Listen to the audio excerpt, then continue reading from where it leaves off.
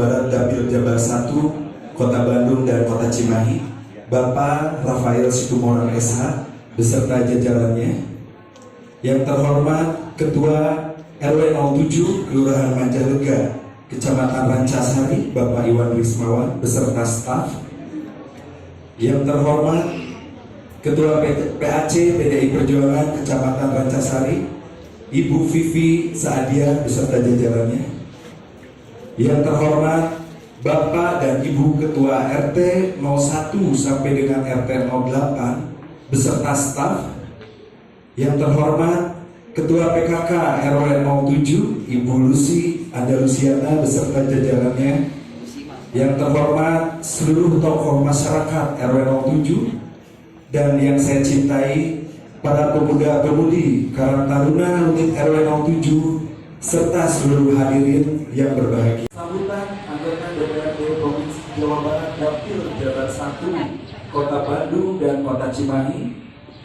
Dialog terbuka pengawasan penyelenggaraan pemerintahan daerah, diskusi dan tanya jawab, pembacaan doa, dan yang terakhir penutup serta sesi foto bersama.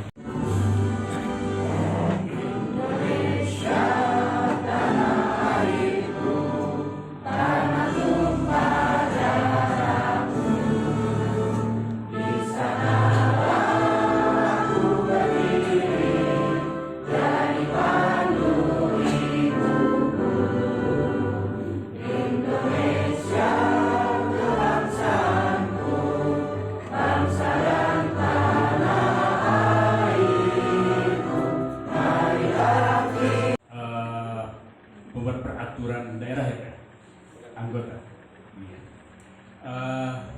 Juga kepada Ibu Ketua PAC PDIP Rancasari, Ibu. Sidang terpilih kita semua maksud saya mengerti Bapak Ketua RW, Pak Iwan Rismawan, Ibu Kakak Ibu Lucy, serta Bapak RW yang ada dari RT 1 dan Bapak pengurus RT, pengurus PKK, saya, dan Karang Taruna ya. Terima kasih sudah sudi datang ke acara judulnya pengawasan DPRD. Jadi Bapak Ibu, salah satu tugas dari DPRD itu adalah pengawasan. Di samping tugas yang lain, ada tugas yang lain itu membuat peraturan daerah, administrasi, dan satu lagi adalah fungsi marketing, fungsi administrasi. Jadi ada 3 tugas dewan. Dan pengawasan ini salah satunya. Nah tentunya mungkin Bapak Ibu sudah paham. Kira-kira siapa yang diawasi Bapak Ibu? Eksekutif siapa? Hah? Bukan warga. Pemerintah Provinsi Jawa Barat yang dipimpin anggota dewan, kemudian berpolemik, pasean, berdebat dengan gubernur, itu wajar. Ya, karena nulis tugasnya. Justru aku enak gubernur berbuat A, berbuat B, berbuat C, anggota dewan mingkem cari C, justru salah. Justru tugas dewan mengawasi. Tidak ada tidak ada orang yang atau sistem yang semuanya benar. Jadi harus ada pengawasan. Salah satunya pengawasan dari DPRD. Jadi lalu anggota dewan pasti menjalankan tugas. Ya. Di beberapa hal ya kita berdinamika, pemerintah provinsi dengan DPRD termasuk ya dengan kami dari PD Perjuangan. Dari mulai urusan mulai di Google, dari mulai urusan pemotongan dana pesantren rame, dari mulai urusan pedagang yang di Ciater cagang rame. Salah satu saya yang waktu itu di paripurna interupsi, saya bilang begini, Pak Gubernur, bilang kondisi masyarakat kita sedang tidak baik-baik saja. Pengangguran Jawa Barat masih tinggi. Pengennya kalau kira-kira dibabat, jadi pengangguran baru. Memang kami dukung alih fungsi lahan, karena menurut Pak Gubernur itu salah satu yang membuat daya dukung lingkungan itu rusak. Kami paham itu. Tapi maksud saya ada orang juga yang harus kita bela. Makanya kemudian akhirnya ya kalau bahasa kuliah menurut ayah kalau skripsi ada preskripsi, mungkin ya ada tesis, ada antitesis, kemudian muncul tesis. Jadi ada yang pengen begini, diadu dek, akhirnya muncul jalan keluar. Jalan keluarnya apa ya? Harus ada relokasi untuk pedagang. Sebelum menemukan dikasih kompensasi uang. Anu cicing wae 5 juta, anu tarik 10 juta. Ini kan tadi. Ini ternyata bedanya di lapangan itu. Ya. Nah, tugas saya apa? Tugas saya sekarang menunggu kapan relokasi ada. Kita harus pastikan relokasi ada. Karena waktu janjinya ini udah mulai macet.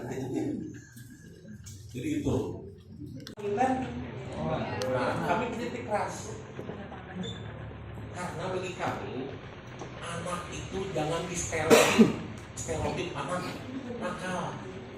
Bapak Ibu, bagi saya anak itu produk, tidak berdiri sendiri. Produk dari siapa? Lingkungan dan keluarga. Kalau anak kami ingin salah satu pendidikan disiplin oke, bagus, nggak masalah. Tapi jangan dicabut, langsung dibawa ke barang dan diasupkan TV itu. Nggak bagus bagi perkembangan anak. Ini kejadian. Waktu pendidikan para militer, ada yang pulang ditolak sama lingkungan karena dicabut, mau.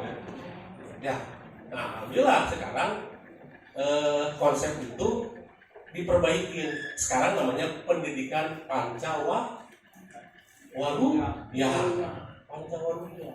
Jadi salah satu di situ lengkap, tetap di sekolah. Di situ ada pendidikan psikolog, ada pendidikan disiplinnya ada. Dari bapak ibu yang dari tentara dengan polisi datang ke sekolah. Jadi itu komprehensif.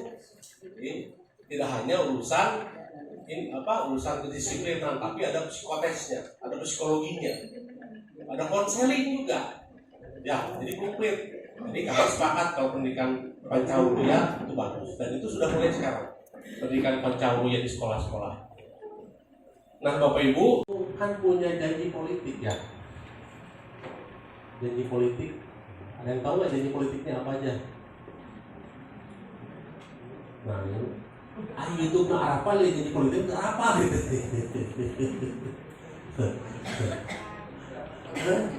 Nah, janji politik Pak Gubernur kemudian dirumuskan dengan DPRD. Sudah muncul namanya apa, ada yang perhatikan nggak? RPJMD, ada tahu nggak? Rencana Pembangunan Jangka Menengah Daerah Jawa Barat. Sudah dirumuskan. Itu yang jadi pegangan kita nanti, RPJMD. Yuk dibukukan belum bisa. Dari mulai analisa data semuanya dikumpulin sampai program konkret apa aja di pendidikan Pancawaluya.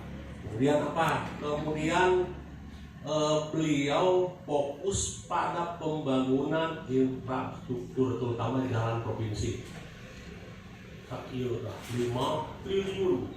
5 triliun. Nah, kemudian apa lagi? Untuk operasi tertentu. Untuk tilubingon, laut tilubingon, kaburu.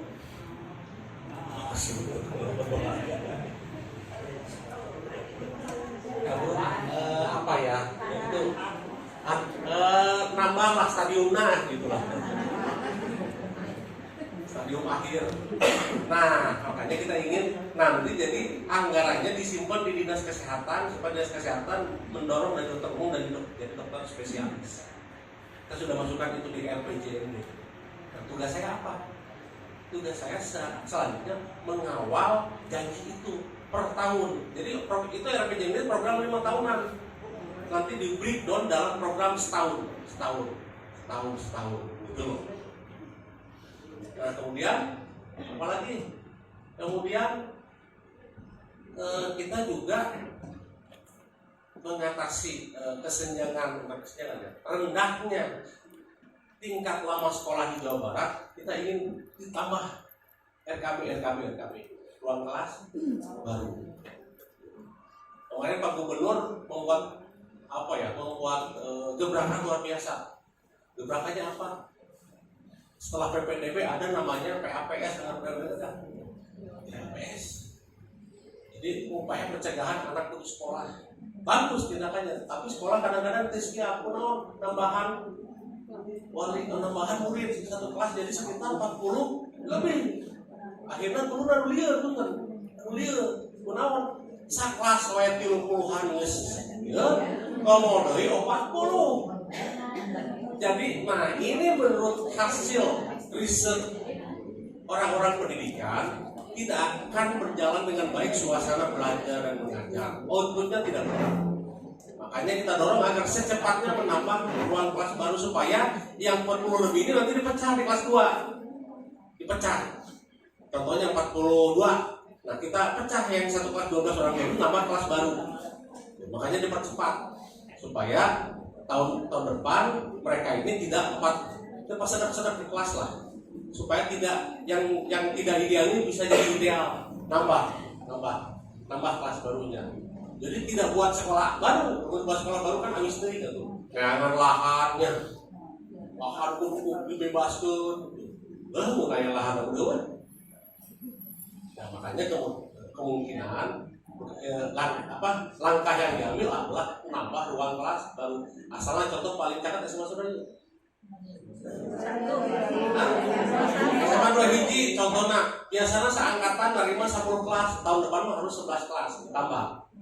Jadi tinggal lantai 2 kaitin lah, jadi tinggal tidak. Nah, tugas saya apa? Tugas saya mau melihat benar nggak itu dilaksanakan mulai tahun ini. Contohnya ada sekitar 300 di Jawa Barat dengan SMK mungkin sekitar 400.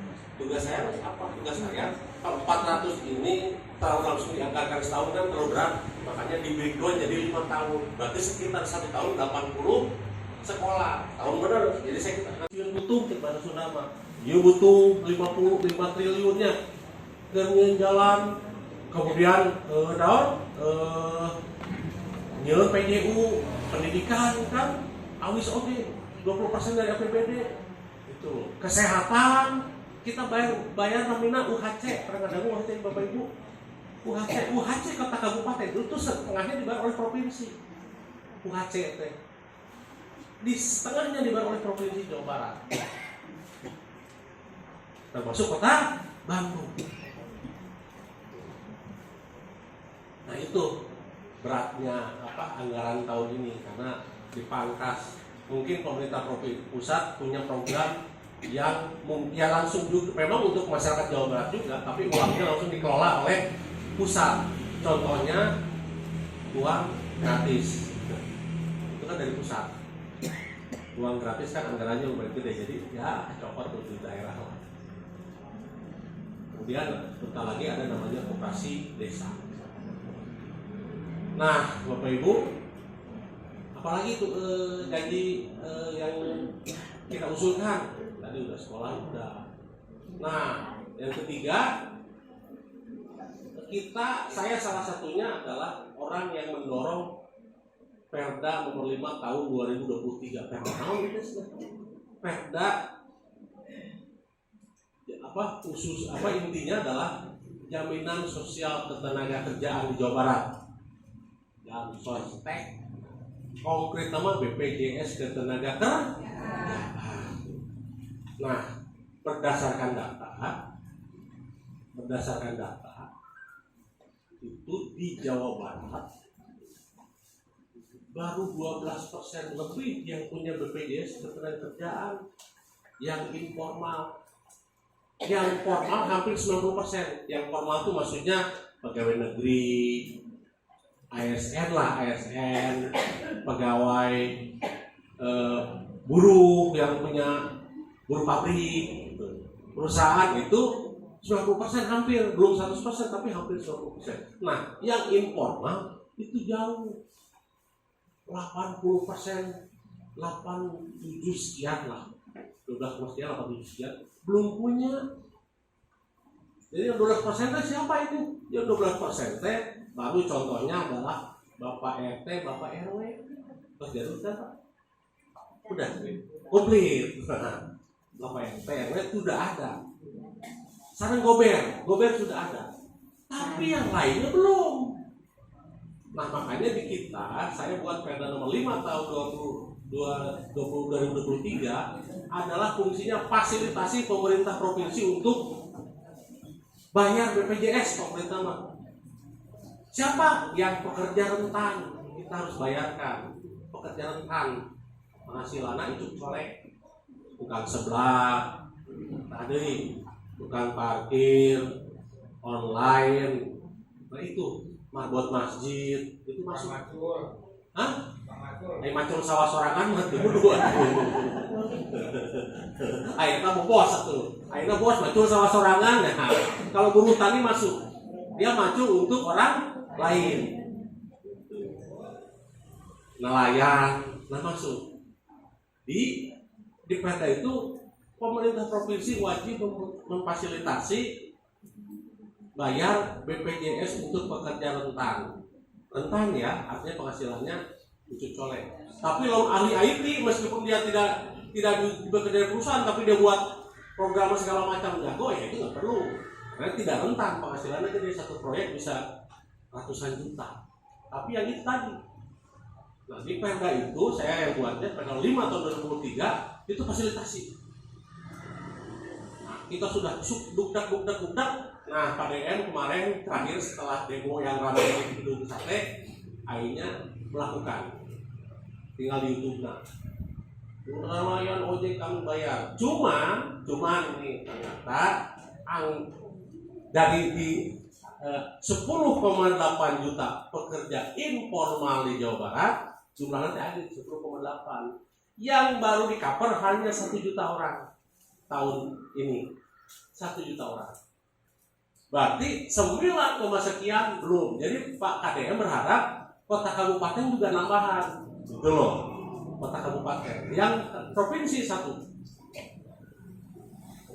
Saya berharap tadinya di Perda itu ada 3 jaminan. 1, jaminan kecelakaan kerja. 2, jaminan kematian. Ini sudah yang 1 juta orang itu 2 manfaat. Nah, tapi yang ketiga yang belum. Namanya jaminan hari tua. Nah, karunia biasanya ini untuk pekerja yang lansia. Pekerja lansia udah 65 ke atas kan mulai karasa sebenarnya. Rek dagang beureun tekan roda sada kencok. Rempong gitu. Jadi cangkeng. Teu dagang butuh. Rek benta ka budak mah ripuh deui. Sarua keur hese ekonomi. Kudu kumaha coba. Nah, kalau punya ini insya Allah aya eker anu ditungguan meskipun tidak dagang ya punyalah jaminan hari tua. Tapi apa daya, saya sudah buat Perda baru 2 yang dilaksanakan. Perda tadi jaminan kecelakaan kerja dengan jaminan kematian baru 2. Tapi pasti saya akan bicara terus supaya 3 jaminan hari tua. Mungkin sekarang agak susah karena tadi kondisi anggaran yang saya ceritakan ya 29 pabeli antara jalan 5 sekolah bayar pegawai kan mungkin pegawai itu dibayarnya kesehatan bayar BPJS. Nah mudah-mudahan dan saya sengaja di RPJMD yang disebutkan tadi saya sengaja kita masukkan target pendapatan supaya apa? Lamun nambah pendapatan otomatis bisa nambah program gitu loh. Contoh tadi asalnya tidak JHT bisa ditambah jaminan hari tua. Saya ditargetkan saya tambah program, tambah penghasilan. Jadi 3% per tahun harus nambah dari APBD-nya. Sekitar 800 miliar per tahun harus nambah supaya bisa tadi ke itu. Untuk saya campurnya bahasa Sunda sama bahasa Indonesia. Namanya orang Batak kasih nama nama. Jadi gitu. Saya sengaja di RPJMD itu kita naikkan jumlah pendapatannya supaya apa? Ya menambah program-program. Program masih ada tapi ting anggaran ciwit-ciwit saya. Nah kalau anggarannya nambah otomatis manfaatnya bisa bertambah. Dari mana? Banyak PAD kita saya bisa dimaksimalkan. Ya, nah sekarang perda soal pajaknya mau dirubah, saya nggak tahu. Ingatkan kalau ada di situ yang boleh naik beberapa hal. Contoh mobil baru, tapi yang lain mobil lama jangan dinaikin lah pajaknya. Mobil beli baru, tapi nggak terkait dengan kota Bandung lah ini. Apa contohnya? Saya mendorong di Jawa Barat ini zero blank spot. Apa itu zero blank spot ya?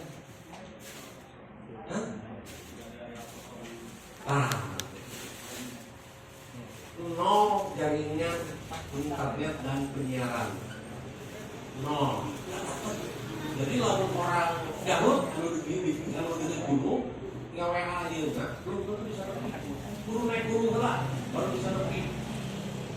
Jadi tidak berlaku langsung ke Bogor jauh teh. Bisa SMS itu berlaku di situ, anggarannya bisa. Lalu ke Bogor jauh. Itu pakai SMS-an katanya. Ternyata tidak berlaku bagi daerah tertentu khususnya daerah jalur pegunungan. Nggak ada. Makanya kita ingin agar jadi ada 139 titik desa yang masih blank spot. Di Kabupaten Bandung ada satu desa, satu titik blank spot di Cimenyan. Kita ingin agar ya semuanya juga harus dibangun, kasihannya. Sementara menurut Undang-Undang Dasar salah satu hak dasar warga negara adalah hak mendapatkan informasi. Masih ya. Makanya ada 139 itu dijanjikan di RPJMD 2029 nggak ada blank spot. Jadi seluruh Jawa Barat nanti punya jaringan internet dengan jaringan penyiaran. Jadi itu mendukung kekedahan parabola. Janji Pak Gubernur yang kita masukkan. Jadi setelah usul saya adalah 0 itu diterima. Di 139 jaringan jet blank spot anggaplah dibagi 5 berapa ya betulnya? 39 kita segituan lah. Nah, tugas saya adalah lihat nanti per tahunnya ada nggak dianggarkan sampai 2009 harus 0 itu jadinya. Jadi tugas saya adalah mengawal janji itu ya. Bisa dibalikan 10 kilo karena inflasi kan 8 kilo. Nah itu. Hanya kita ingin agar ada stabilitas harga. Caranya begitu. Caranya kita pikir harus begitu. Cuman tadi butuh modal ukur satu kontrak farming supaya petani naik ngajual ke badan ini. Butuh cold storage, butuh distribusi. Itu. Tapi ya ini belum bisa dilaksanakan. Saya juga paham karena Pak Gubernur punya program handalan beliau. Karena yang punya program itu Pak Gubernur, Bapak Ibu Sanes, anggota dewan. Anggota dewan hanya bisa mengusulkan, diterima juga Bu Gubernur. Nah ternyata Pak Gubernur punya program prioritasnya tahun ini sama tahun depan itu jalan 5 triliun. Sampai kemudian PJU. Kalau Bapak Ibu sekarang ke daerah Subang, ke daerah Lembang ke atas itu sudah terang benderang. Kemudian tadi beberapa hal yang saya sebutkan tadi sampai irigasi. Alhamdulillahirrahmanirrahim. Assalatu wassalamu ala asrofil anbiya'i wal mursalin Sayyidina Muhammadin wa ala alihi wa sahbihi ajma'in wa ba'du. Yang terhormat Bapak Rafael SH selaku anggota DPRD Provinsi Jawa Barat. Yang kami hormati juga Bapak RW kita, Pak Iwan. Tepuk tangan dong buat Bang Rafael dan Pak Iwan. Alhamdulillah, terima Pak atas fasilitas yang diberikan untuk kita semuanya. Yang terhormat juga ada Ibu Ketua Kelompok PKK Ibu Lucy. Yang kami hormati ibu dan bapak-bapak pengurus RW, kemudian juga pengurus RT dari RT 1 dan Pemda RT 8, kemudian juga ibu-ibu PKK dari RT 1 sampai dengan RT 8, dan juga adik-adik Karang Taruna. Assalamualaikum warahmatullahi wabarakatuh. Sampurasun. Baik, puji dan syukur kepada Tuhan Yang Maha Esa karena berkat limpahan rahmat dan karunia-Nya hingga kini kita bisa bersama-sama hadir di tempat ini dalam keadaan sehat walafiat, dan mudah-mudahan selalu dalam lindungan dan Allah Subhanahu wa taala. Amin amin ya rabbal alamin.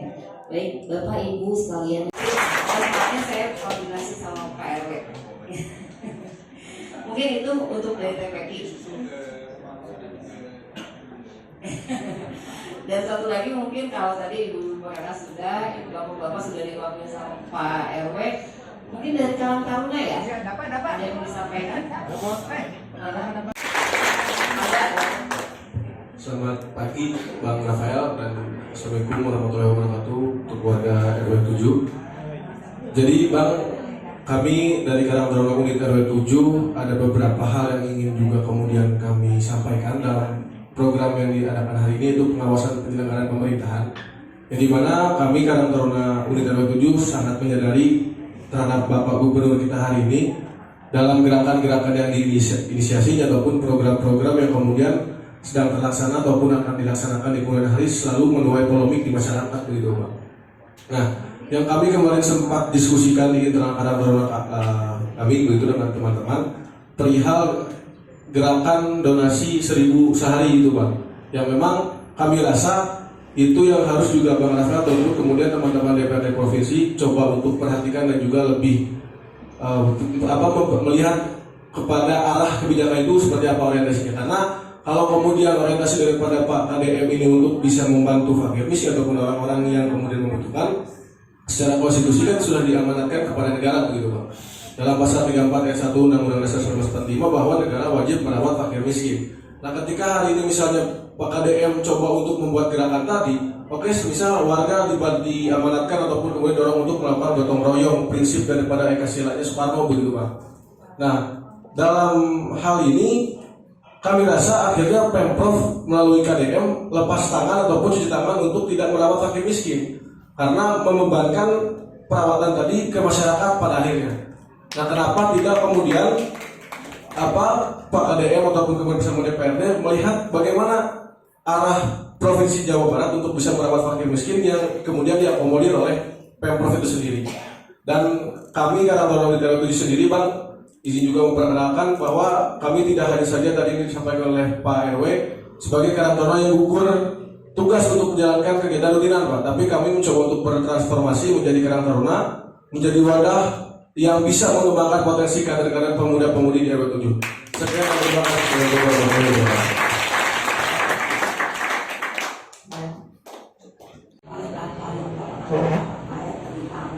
Pajak.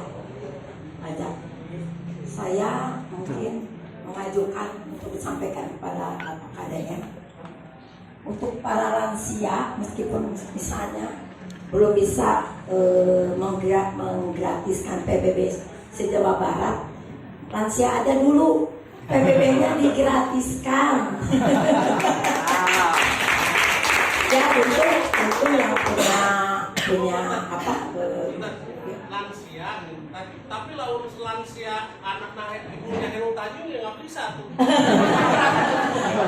ini yang ada aja lansia untuk yang punya pensiun, meskipun pensiunnya kalau pensiun janda cuma 1.700.000 atau 1.200.000, meskipun sekarang mendiami rumah di komplek Margahayu Raya itu dulu bagus teh, sekarang mah sudah tidak terawat. Nah, kalau PBB-nya misalnya 700.000 dengan pendapatan pensiun 1.200.000 habis, mohon disampaikan kepada Bapak Kadang. Yang kedua, masalah pendidikan, Pak.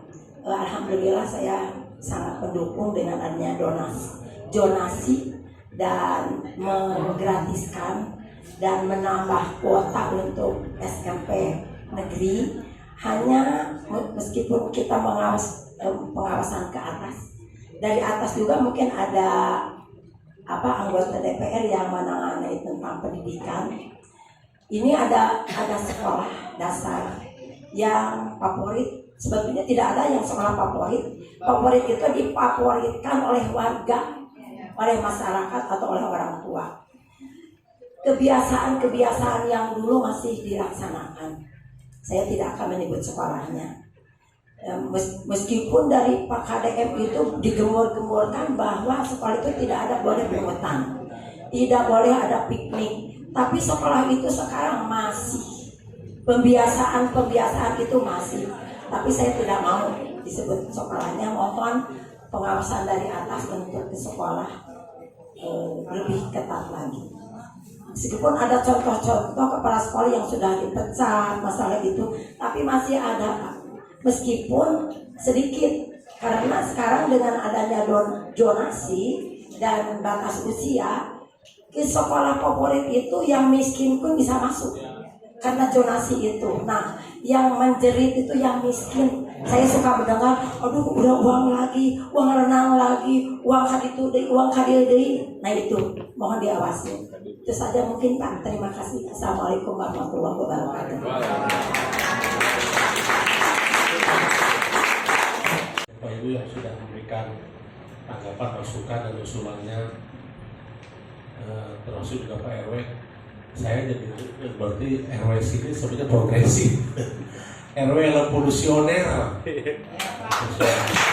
Kalau saya ke daerah lain pasti di sini keluhan, banyak keluhan, inilah itulah. Ini keluhannya tidak banyak dan wajar-wajar saja gitu, karena menyangkut sudah lintas RW soal kawasan kumuh, dan memang itu aturannya juga ternyata kalau untuk Lutilahu harus ada perwal bahwa daerah tersebut kawasan kumuh. Di daerah sini nggak mungkin. Tapi kadang-kadang perwal itu juga menyamaratakan semua daerah. Lamun daerah contohnya Cipaganti geus moal mungkin imah kayak Nubeden, ternyata ada. Itu loh. Ternyata ada. Atau di daerah contohnya daerah Cicadas, wah ternyata di Cicadas juga ada juga rumah bagus. Artinya tidak mengkategorikan daerah. Harus. Nah, itu kemarin jadi waktu soal Lutilahu kemungkinan ini apa ya? Surat edaran Pak KDM itu maksudnya apa? Tapi yang jelas pemerintah tidak boleh mengelola uang itu, uang yang apa yang saya nggak boleh menerima. Saya berharap itu hanya semacam himbauan saja. Makanya surat edaran bukan peraturan, beda. Surat edaran bukan peraturan. Tapi intinya, kalaupun ada, itu urusan masyarakat sipil, urusan masyarakat sipil, bukan urusan negara. Karena itu urusan negara memang tugasnya mensejahterakan rakyat, tidak urusan yang sifatnya sukarela. Jadi saya bisa pastikan kalau nanti kemudian dikelola, kalaupun ada dikelola oleh negara, oleh pemerintah, pasti kita akan takut. Karena nggak boleh. Dan itu bahaya, bisa kasus korupsi dan sebagainya duitnya. Ya, itu mungkin ya. Bagi kita semua, untuk pembacaan doa akan dipimpin oleh Ustadz Udi Mufrodi. Untuk waktu dan tempat kami persilakan. Warhamna fa innaka khairur rahimin warzuqna fa innaka khairur raziqin wahdina wa najina minal qawmil dhalimin. Jalan-jalan pakai mobil butut, beli ikan sampai ke tepi. Semoga aspirasi rakyat dapat terwujud, kebijakan berjalan sesuai janji. Hai delman, cuaca berawan, Pergi ke pasar membeli duku. Terima kasih Bapak anggota Dewan sudah datang RW 7. Marilah kita tutup acara ini dengan mengucapkan Alhamdulillahirrahmanirrahim.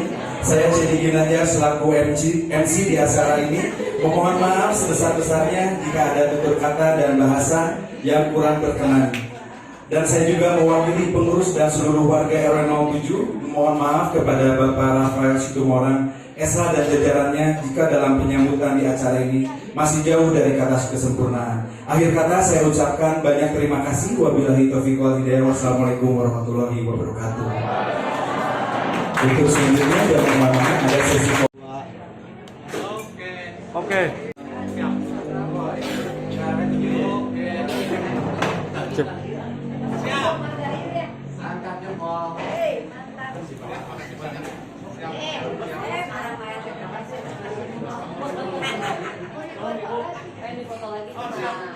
Katanya angkat jempol. Terima kasih.